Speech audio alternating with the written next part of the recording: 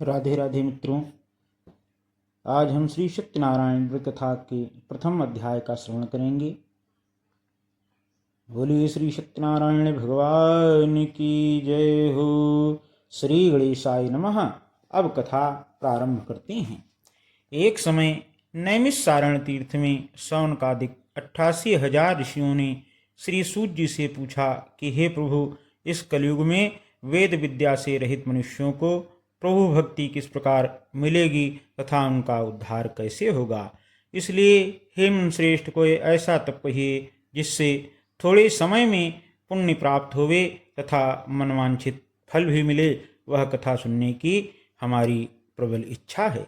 सर्वशास्त्र ज्ञाता श्री सूत जी बोले, हे वैष्णवों में पूज्य, आप सबने प्राणियों के हित की बात पूछी है। अब मैं उस श्रेष्ठ व्रत को आप लोगों से कहूँगा जिस व्रत को नारद जी ने लक्ष्मी नारायण भगवान से पूछा था और लक्ष्मीपति ने मुनिश्रेष्ठ नारद जी को बताया था। सो ध्यान से सुनो। एक समय योगी राज नारद जी दूसरों के हित की इच्छा से अनेक लोकों में घूमते हुए मृत्युलोक में आ पहुँचे। यहाँ अनेक योनियों में जन्मे हुए प्रायः सभी मनुष्यों को अपने अपने कर्मों के द्वारा अनेकों दुखों से पीड़ित देखकर सोचा, किस यत्न के करने से निश्चय ही प्राणियों के दुखों का नाश हो सकेगा। ऐसा मन में सोचकर वे विष्णुलोक को गए। वहाँ श्वेत वर्ण और 4 भुजाओं वाले देवों के ईश नारायण भगवान को देखकर, जिनके हाथों में शंख चक्र गदा और पद्म थे तथा वरमाला पहने हुए थे, देखकर स्तुति करने लगे। कहा, हे भगवान, आप अत्यंत शक्ति से संपन्न हैं। मन तथा वाणी भी आपको नहीं पा सकती है। आपका आदि मध्य अंत भी नहीं है। आप निर्गुण स्वरूप सृष्टि के आदि भूत व भक्तों के दुखों को नष्ट करने वाले हो। आपको मेरा प्रणाम है, मेरा नमस्कार है।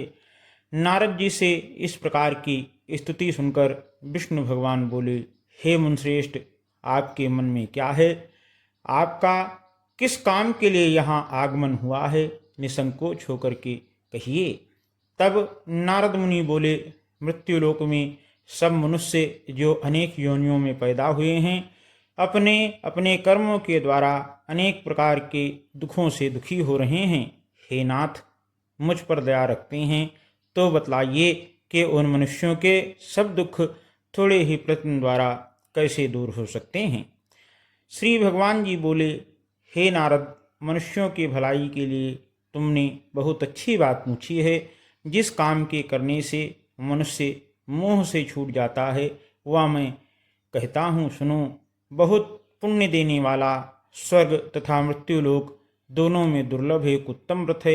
आज मैं प्रेम वश होकर तुमसे कहता हूँ, सत्यनारायण का यह व्रत अच्छी तरह विधि पूर्वक करके मनुष्य आयु पर्यंत यहाँ सुख भोग कर मरने पर मोक्ष को प्राप्त होता है। श्री भगवान के वचन सुनकर नारद मुनि बोले कि उस व्रत का फल क्या है, क्या विधान है, कैसे इस व्रत को करना चाहिए और किसने इसको किया है, सब कुछ विस्तार से कहिए। भगवान बोले, दुख शोकादि को दूर करने वाला, धन धान्य को बढ़ाने वाला, सौभाग्य तथा संतान को देने वाला यह व्रत सब स्थानों पर विजयी करने वाला है। भक्ति और श्रद्धा के साथ किसी भी दिन मनुष्य श्री सत्यनारायण की शाम के समय ब्राह्मणों और बंधुओं के साथ धर्मपरायण होकर पूजा करे। भक्तिभाव से नैवेद्य में केले का फल, घी, दूध और गेहूं का चूर्ण सवाया लेवे। गेहूं के भाव में साठी का चूर्ण यानी चावल कांटा और उसमें शक्कर के स्थान पर गुड़ मिला लें और सब भक्षण योग पदार्थ जमा करा के भगवान को अर्पण कर देवें तथा बंद बांधों सहित ब्राह्मणों को भोजन करावें। पश्चात स्वयं भोजन करें। नृत्य गीत आदि का आचरण कर सत्यनारायण भगवान का स्मरण करता हुआ समय को व्यतीत करें। इस तरह व्रत करने पर मनुष्यों की इच्छा निश्चय पूरी होती है। विशेषकर कलिकाल में, कलयुग में भूमि पर यही एक सबसे सरल उपाय है और मोक्ष का भी उपाय है। इति रीवाखंडे श्री सत्यनारायण व्रतकथायां प्रथमोध्याय समाप्तम। बोलिए श्री सत्यनारायण भगवान की जय हो।